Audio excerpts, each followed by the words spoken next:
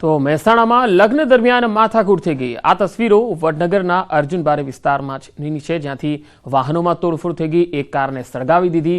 માથાકૂટમાં 2 લોકોની ઈજા પહોંચી। હવે 4 અલગ અલગ તસવીરો આપને બતાવી રહ્યા છીએ। એક ભરૂચમાં ટોલ પ્લાઝા પર મારામારી થઈ, ટોલ પ્લાઝાના કર્મચારીની પીટાઈ કરી દીધી। બીજી તસવીરમાં એક દુકાનદારની પીટાઈ થઈ ગઈ। તે કેટલાક રૂપિયા માંગતો હતો, તેના अनुसंधाने केक शॉपना मालिक साथे झगड़ी पड्यो। त्रीजी तस्वीर में अकस्मात बाद मारामारी थई गई। चौथी तस्वीर महेसाणानी छे।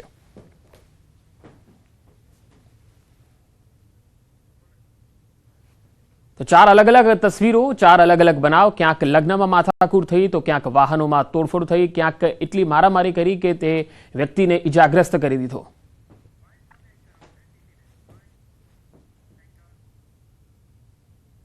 सुरेन्द्रनगर में चोटीला हाईवे पर मधरीखड़ा गाम पासेथी गैरकायदेसर लाइट डीजल ऑइलनो मुद्दामाल झड़पी पाडवामां આવ્યો। कोटड़ा सांगाणीना नारणका गामे धंधाનું સ્થળ હોવા છતાં अन्य જગ્યાએ ગેરકાયદેસર રીતે વેચાણ કરતા હોવાનું જાણવા મળતા કાર્યવાહી થઈ। તપાસ દરમિયાન 11 બેરલ લાઇટ ડીઝલ ઓઇલ મળી આવ્યું, જેની કિંમત 1.34 લાખ સાથે જ પિકઅપ વાન મળી કુલ 5.34 લાખનો મુદ્દામાલ કબજે કરાયો। બાલાજી એન્ટરપ્રાઇઝના લાયસન્સ ધારક જયદીપભાઈ વગાસિયા અને પિકઅપ વાનના ચાલક સામે કાયદેસરની કાર્યવાહી હાથ ધરાઈ છે। कोटड़ा सांगाणी खाते परवानो धरावता होवा छतां जुदी जुदी जग्याए पिकअप वान में परवानो साथे राखी अने धंधो वेचाण करता होय, परवानानो मोटा पाये दुरुपयोग करता होय, गाडीनी अंदरथी मळेल 11 बेरल एलडीओ ने जप्त करी तेमज गाडीने पण जप्त करी कुल मुद्दामाल 5,34,000 जप्त करी अने आगळनी कायदेसरनी कार्यवाही हाथ धरेल छे। आणंदना बोरसदમાં આવેલ જંતરાલ ગામમાં દલિત પરિવાર આમરનાથ ઉપવાસ પર બેઠો છે। આ પરિવારના 5 ભાઈએ ઝાપડી માતાજીના પૌરાણિક મંદિરનો વહીવટ કરે છે। ત્યારે આ લોકોનો આરોપ છે કે આ મંદિર આગળ અન્ય વ્યક્તિ ભુવા તરીકે બેસી તાંત્રિક વિધિના બહાના હેઠળ લોકો પાસેથી પૈસા પડાવે છે। આ દલિત પરિવારે ભુવા બની બેસેલા સંતોષને મંદિરના સમારકામ માટે પણ કહ્યું, પરંતુ તેણે સમારકામ ન કરાવતા આ ભાઈઓએ સમારકામ કરાવવાનું નક્કી કર્યું, જેથી સંતોષ ભુવાએ કેટલાક લોકોને બોલાવી હુમલો કરાવ્યો, જેના સીસીટીવી પણ સામે આવ્યા। આ દલિત ભાઈઓએ આ મામલે ફરિયાદ નોંધાવી છે। પોલીસ દ્વારા કાર્યવાહી ન કરાતી હોવાના આક્ષેપ સાથે ઉપવાસ પર બેઠા છે। પોલીસનું કહેવું છે કે બંને પક્ષે સામસામી ફરિયાદ લેવાઈ છે। આ બધાએ અહીંયા આગળ રોકાણ કર્યું છે અને એમાં પણ સંતોષભાઈ રામજીભાઈ પરમાર ઉર્ફે લાલજીભાઈ આ વ્યક્તિ જે પોતે બની બેઠેલો ભૂવો છે, અંધશ્રદ્ધામાં લોકોને ઢસડીને પૈસા પડાવે છે, એ વ્યક્તિ આ લોકોને આશ્રય આપી અને આવા કામ કરાવે છે અને અમને ખુલ્લી ધમકી આપીશું, તમારું ફળિયું બારીશું, તમે દલિત છો તો તમે દલિતને આવી રીતે કરીશું। આ રીતે પેલા લોકો બહારથી આવેલા માણસો અમને ધાક ધમકી આપે છે। એમાં કુલ 6 ભાઈઓ છે, એ પૈકી 5 ભાઈઓ એક તરફ છે અને એક ભાઈ એક તરફ છે। મૂળ મુદ્દો એમાં જે ફંડ આવે, ધારો કે મંદિરમાં જે પણ દાન પેટીમાં પૈસા આવે એ 6 ભાઈઓ સરખા ભાગે વહેંચી લે છે। એ 6 ભાઈઓ પૈકી એક ભાઈ છે સંતોષભાઈ પરમાર કરીને ઉર્ફે લાલજી ભુવા તરીકે ઓળખાય છે, જે દાણા જોઈ અને ભુવાજીનું કામ કરે છે। બનાસકાંઠામાં એમડી ડ્રગ્સ સાથે 2 આરોપી પકડાયા છે। ધાનેરા પોલીસે વાહન ચેકિંગ દરમિયાન ડ્રગ્સ ઝડપી પાડ્યું। નંબર પ્લેટ વગરની બાઇકમાંથી ઝડપી પાડ્યું છે 17.80 કિલોગ્રામ હેરોઇન। ધાનેરા પોલીસે 85,000નું માદક પદાર્થ સહિત 1,40,000થી વધુનો મુદ્દામાલ જપ્ત કર્યો। ધાનેરા પોલીસે બંને શખ્સોની અટકાયત કરી છે। છેલ્લા કેટલાક સમયથી સોનાના ભાવમાં સતત વધારો થઈ રહ્યો છે। આજે અખાત્રીજ હોવાના કારણે લોકો સોનાની ખરીદી કરતા હોય છે। જો કે ગત 22મી એપ્રિલની સરખામણીએ સોનાના પ્રતિ 10 ગ્રામના ભાવમાં 4,000 રૂપિયા સુધીનો ઘટાડો નોંધાયો છે। અક્ષય તૃતીયાની તિથિ હોવાના કારણે સોનાના દાગીનાની ખરીદી કરનારાઓમાં ભારે ધસારો જોવા મળ્યો છે। હિન્દુ સનાતન ધર્મ માટે આ પર્વ દિવસ આજે સારો છે, એટલે એના માટે સકન કરવા સોનું માટે આવેલા છીએ। એટલે ખરીદીમાં ઘટાડો હોય એટલે કે મિડલ ક્લાસ ઓલવેઝ કાંઈ પ્રસંગ હોય ત્યારે શોપિંગ કરતું હોય, કાંઈ તહેવાર વાર તહેવાર હોય ત્યારે। બાકી ભાવ ગમે એટલો પહોંચે પણ જે લેવાની છે એ લેવાના જ છે માણસો। એક મહિના પહેલાની ગણતરી કરીએ તો આપણે સોનાનો ભાવ 1,03,000 થી 1,05,000 સુધી આપણે પહોંચી ગયેલો હતો। એ અત્યારે સોનાનો ભાવ 99,800 ફાઇન ગોલ્ડનો થઈ ગયો છે। એટલે ભાવમાં થોડીક કરેક્શન છે અને અખાત્રીજનું સુકનવંતી ખરીદી કરવા માટે નાની મોટી ખરીદીઓ બધા કરતા હોય છે। એટલે કસ્ટમરને જે ભાવનું અત્યારે કરેક્શન છે અને અખાત્રીજની સુકનવંતી ખરીદીનું મુહૂર્ત સાચવવા માટે ડેલિકેટ જ્વેલરીની ખરીદી કરતા હોય છે। બધાની પોઝિશન તો સેમ ના હોય, સરખી ના હોય, બધા ઈચ્છતા હોય લેવા માટે પણ લઈ નથી શકતા અત્યારે.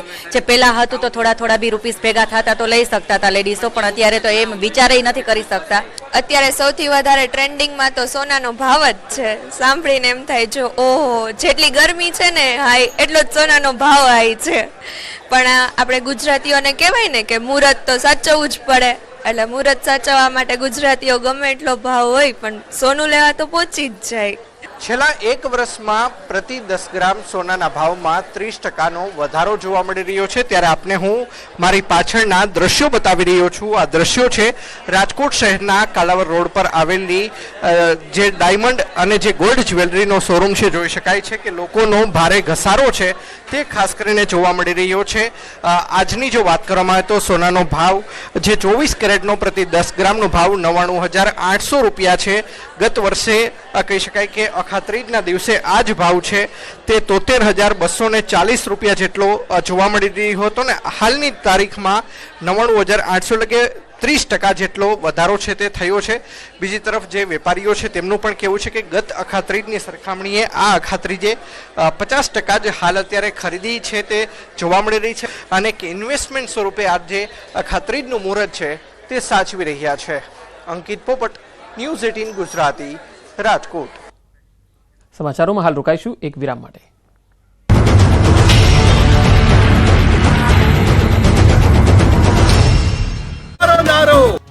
સાહીઠ જેસીબી, 60 ડમ્પર, 2000 પોલીસકર્મી, 15 એસઆરપી કંપની સાથે અમદાવાદના ઇતિહાસના સૌથી મોટા ઐતિહાસિક ડિમોલિશનની કામગીરી કરવામાં આવી.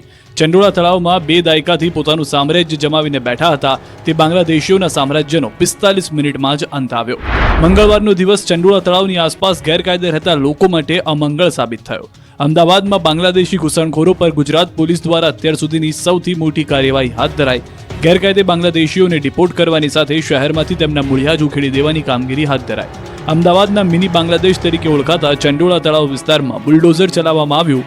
અડધી રાત્રે જ આ માટે એક્શન પ્લાન તૈયાર કરવામાં આવ્યો. ચુસ્ત સુરક્ષા વ્યવસ્થા અને 2000 પોલીસ કર્મીઓને તૈનાત કરી 60 જેસીબી અને 60 ડમ્પરોના ખડકલા સાથે ગેરકાયદે મકાનો જમીનદોસ્ત કરાયા. શહેર પોલીસ સ્પેશિયલ ક્રાઇમ બ્રાન્ચની ટીમ તેમજ એએમસીના અધિકારીઓની હાજરીમાં જ તવાઈ બોલાવી. સવારથી જ મેગા ડિમોલિશન હાથ ધરાતા અફરાતફરી મચી ગઈ. લોકો પોતાનું સામાન ઘરમાંથી બચાવવા માટે દોડાદોડી કરતા નજરે પડ્યા. તળાવની આસપાસના વિસ્તારમાં મોટા પાયે અતિક્રમણ પર આક્રમણ કરતા ચંડોળા તળાવનું જૂનું રૂપ ફરી સામે આવ્યું હતું. માત્ર ગણતરીની મિનિટોના વિસ્તારમાં કાટમાળમાં જોવા મળ્યો.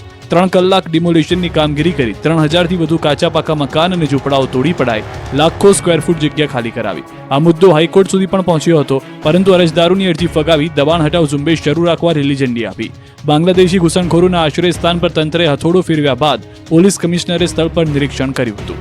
તો અમદાવાદના ઇતિહાસની સૌથી મોટી ડિમોલિશનની કાર્યવાહી મામલે અમદાવાદના સીપી ઓફિસ ખાતે મુખ્યમંત્રીની અધ્યક્ષતામાં હાઈ લેવલ બેઠક પણ મળી હતી, જેમાં ગૃહ રાજ્યમંત્રી હર્ષ સંઘવી, રાજ્ય પોલીસ વડા સહિતના ઉચ્ચ અધિકારીઓ ઉપસ્થિત રહ્યા.